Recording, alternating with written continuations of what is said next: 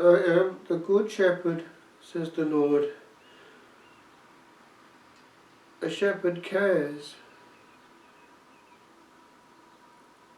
Our own family is linked with that world of sheep back in Wales.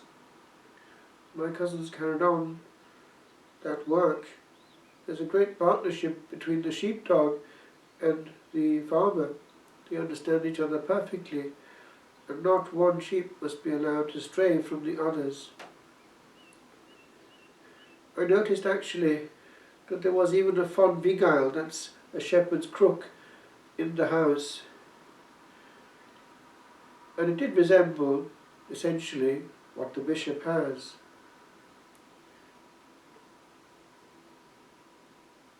No man can be a good shepherd without caring for the individual. He is not a simple administrator. He is a lover of souls. And one cannot love souls without getting to know them. And one cannot get to know them unless one lets them speak. And one cannot let them speak unless one masters the art of listening. And that is what is missing all over the globe, even in Christian circles. How many conversations with superiors never start? And so it is that a shepherd can be without the necessary information with which to act wisely. The less one speaks, the more one learns. Humility must be found in the shepherds, and humility and silence and learning are all intertwined. Pride is linked with noise, volume of syllables.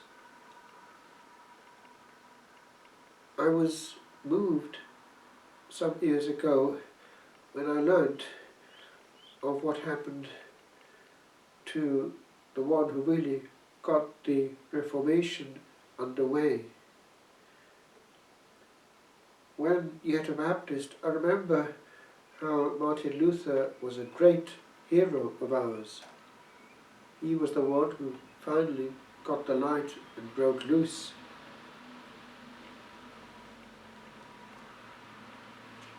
Some years ago, there was a canonization, or rather a beatification. Let's hope that it will lead to a canonization one day, in Rome.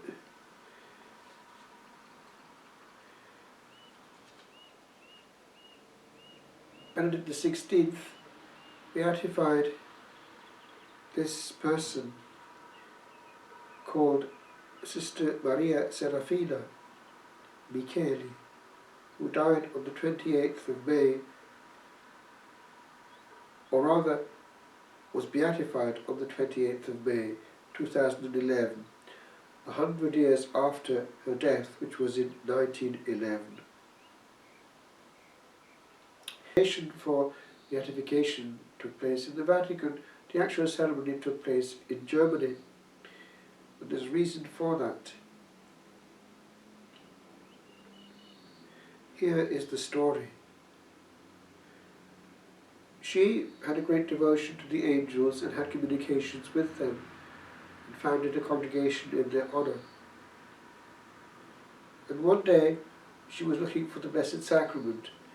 She was on a journey, and she wanted to make her time of intimacy with Jesus in a holy hour. But it was dusk when she got to this place in Saxony, Eisleben, and she found this church, but the door was closed.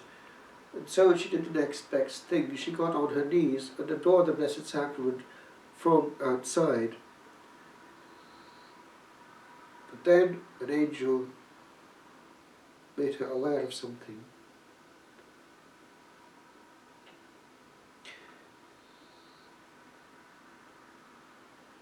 What she didn't know was the place in question, how it was very important in history. She could see a great concourse of people when she got to this place and hadn't a clue what it was about. A great feast was about to happen. And indeed, the Kaiser himself was going to be involved. It was obviously somebody being feasted, a glorious hero. But the angel wanted her to know what actually was glory and what was its absence. And glory in this world can be linked precisely with pride. And this had been the problem.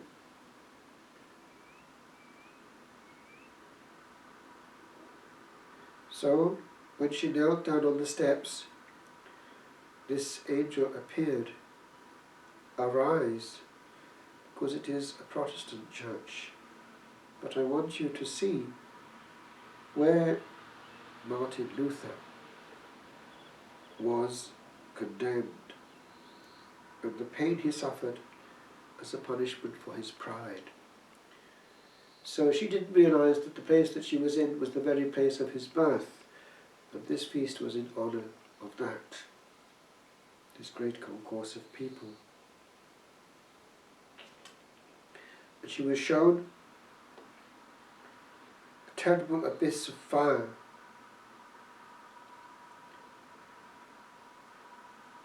She saw way down at the bottom of the hole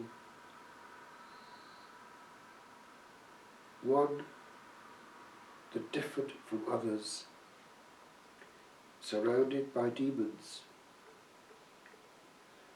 who fixed him, or rather forced him to do what? They forced him to kneel. Now, I remember hearing that in France, la théologie se fait à genoux. Theology is done on one's knees. Theology is a contemplative act.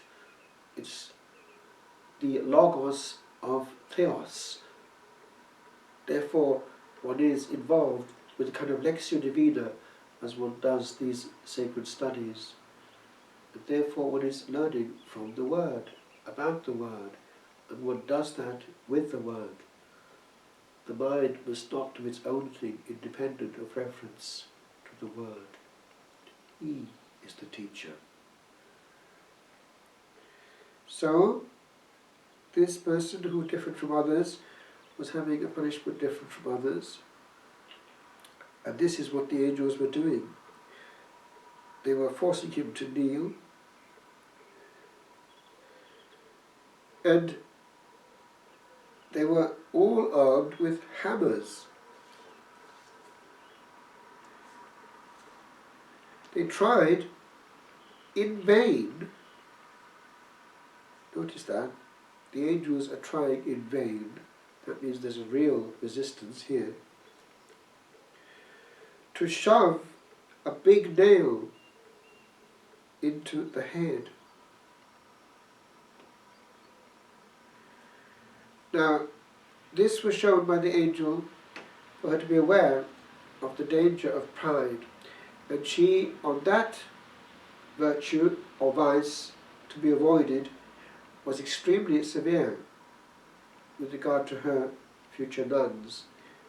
They had to be in that mode of authentic humility, or otherwise it was a pure illusion.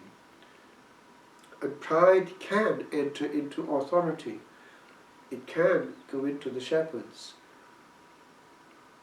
There's an old saying in France, the king will be the fable of his whole kingdom and will be the only one not to know it. Flattery. It then goes to the head. And people sometimes forget that the honor given to them is not given to them as a person, but to Jesus in them. And it's another form of pride to exclude all those forms of honor, because they're confusing the issue. It's a false humility. Benedict XVI, when he was beatifying this saint, gave this message. because it was in the context of the foundress of the Sisters of the Angels.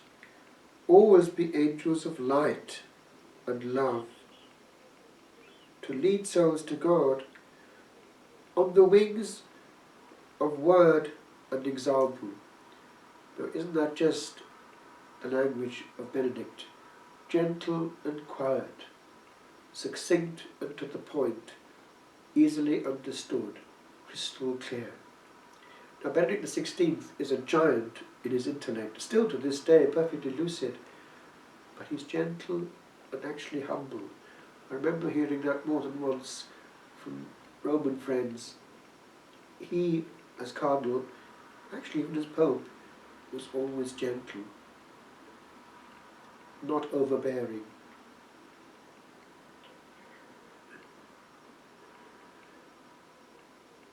On this feast we are celebrating a true shepherd, Oliver Plunkett.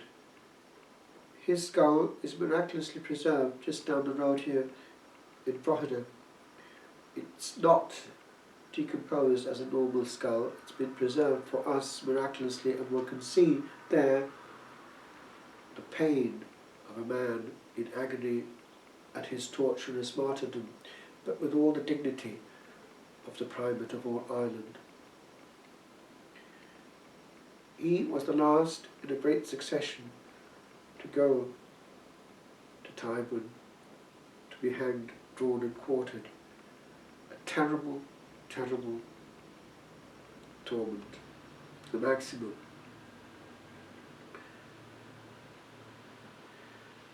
The details one can find if one wants to, but it's a gruesome death. But it was given, it was meted out to them all. These priests were a thorough nuisance, and yet all that did not have happened. It all came down to initial pride, trying to break away from the source of security and truth. Peter.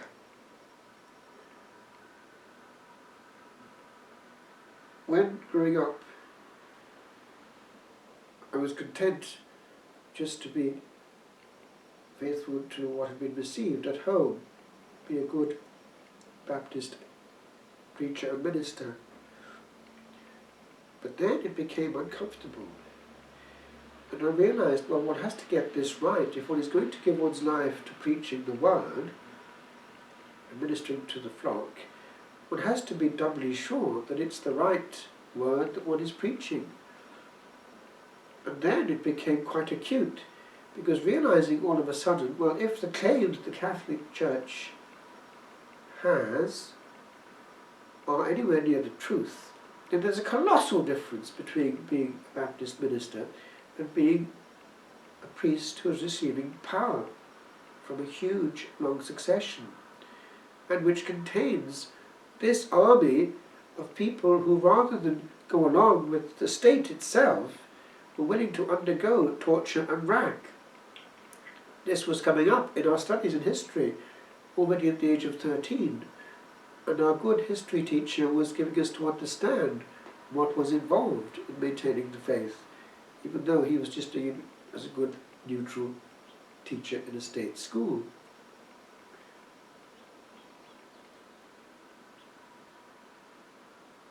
My best friend was also on the track to the ministry, but he was the son of the vicar of Cardiff, and it was very difficult for him to do anything about that.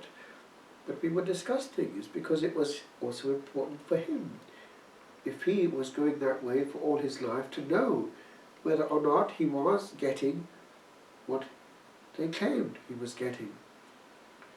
And one day in school he quoted me in Latin, actually, something by an Anglican bishop. Redentiam veram, a true presence not less real than what you hold do we hold. Its nature, however, we are in no hurry to define. And I remember answering back, actually later on, in a letter when we were students, because he re-quoted it.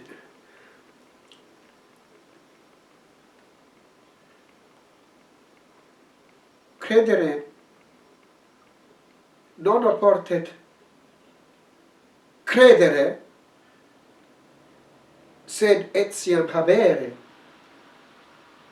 It is not enough, it is not fitting to believe, but also to have. And that is the point. He, to this day, has all the trimmings, a high Anglican, but he has it not. And the angels know the difference. The Curé Vaz maintained that if a priest and an angel were to meet in the street, it would be for the angel to go on his knees. The priest, unworthy though he may be, is Christ on earth for the people. There is an ontological difference. And I remember talking to somebody who had been an Anglican clergyman and who was a high Anglican, and he told me this: it's a very uncomfortable position to be in, because one is always reading Catholic books, and these are the very ones that are telling you that you're not a priest. So he came over. He's now a Benedictine.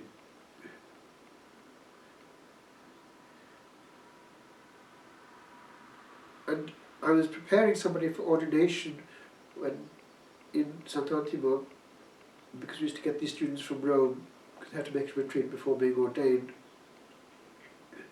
He was an American and he had been an Anglican, and his brother was still an Anglican clergyman, high church. And this brother of his was having doubts as well, and he was praying for light. And when it came to one Eucharist he was celebrating, he heard in his heart, and he heard it quite clearly, these words, just before the consecration: don't genuflect. So he got the message. So, when one has a look at even the outside of the Tower of London, one feels a shiver. Torture and rack. The Tyburn tree. We went to Tyburn. It was in the year of celebrating the martyrdom of our local martyr, himself Benedictine, John Roberts, one of those who was responsible for carrying on the Benedictine flame on the continent. He became a Catholic at Notre Dame in Paris, and he wanted to minister back on the mission and was allowed to by his superiors. And he was at the altar in secret, and they bashed down the door, opened up in the name of the king, bashed it down, and he couldn't stop. Obviously he was at the altar and he was still in his vestments. He got to the last gospel and they caught him in the act. Very quickly he was hanged, drawn and quartered on that same Tyburn Hill. And we were there, and the Mother Superior showed us the relics, showed us the crypt, and it's very, very moving. A huge army. The last words sometimes were inscribed there. One could feel the sanctity of the place. Pain. But a release from pain, the maximum of glory. No honour in this world. Others could receive great honour, make a name for themselves in history. These had but the cross, and their glory was hidden. But they knew the difference. But anyone who is thinking of the ministry must distinguish and must be 100% sure that they're doing what the Lord wants, because to preach until death a half-truth when one could do the whole truth is a huge mistake. And I remember reading this in France, in Formation. It was a Jesuit article about the Anglican situation. Regarding Anglicans, it just said simply, at the end of the very powerful study, les plus trompés, parce que les plus proches. the most mistaken, because the closest. It was sorted out by Leo XIII at the end of the 1800s, the Apostolici Cure. Anglican orders were omnino irritum, utterly dull and completely void. The same applies to Lutheran orders, because Luther, being a presbyter, could not hand them on. The same applies to those who came from the Anglicans, the Methodist revival. Wesley could not hand them on. The same in Wales. Norman Harris, Daniel Rowland, Williams Paterkennin could not hand them on. Preachers though they were, able to sway the crowds. The positive will of God is to combine great preaching with the apostolic succession, the fullness of truth and the fullness of grace. If we're humble, we will stop arguing amongst ourselves and listen only to Him. Pride is the problem. Pride.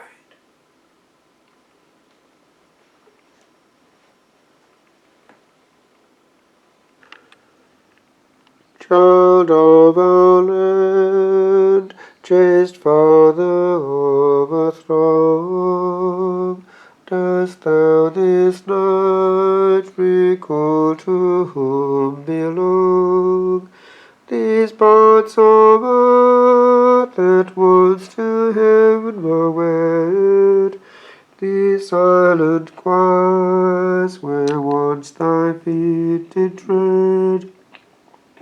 Dost thou still hear the echo of this pause in ancient song that still flows between the pores of heavy stone, where buried lies a while a patient spring, an old familiar smile?